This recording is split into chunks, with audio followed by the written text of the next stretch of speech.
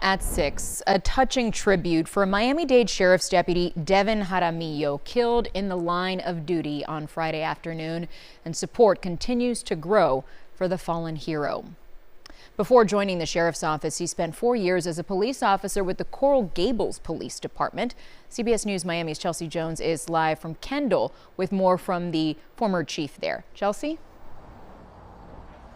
Yeah, Lauren, we've learned that Deputy Jaramillo was energetic. He was spunky and an all-around great officer who never met a stranger. This loss has really rocked South Florida law enforcement. And as you mentioned, the touching tribute here outside of the substation, you can see this memorial growing outside of his patrol car. We've come to know Devin Jaramillo as a 27-year-old deputy who was tragically killed in the line of duty, but he was so much more than that. Devin started with our department. I know his father, and I know what kind of a cop he was going to be. Coral Gables Police Chief Ed Hudak speaking to me about his time knowing the young officer. This was not a paycheck. He took the time to see the person that he was dealing with, whether it be a subject, a traffic offender, a victim of a crime.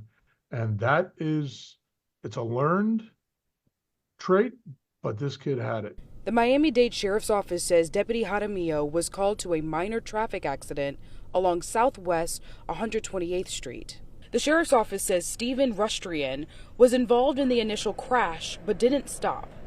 A law enforcement source familiar with the investigation tells CBS News Miami Rustrian was driving this green car. He pulled into a parking space following the crash and switched seats with his passenger.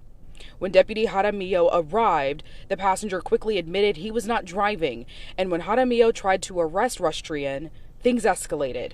The two got into a fight, and Rustrian grabbed the deputy's service weapon. Our source says Rustrian fired at least 7 shots, killing Deputy Jaramillo before taking his own life. As a chief, I think all of them down here would tell you the same thing. It's our worst nightmare. An officer that stopped by the memorial outside of the Kendall substation where Deputy Jaramillo's car is now parked says it's a tough time working in law enforcement. It's been a very rough couple years, and police don't feel like we're cared for in the community. So community coming out here, showing respects, it goes a long way in letting us know that you have our backs too, because we're always going to have yours.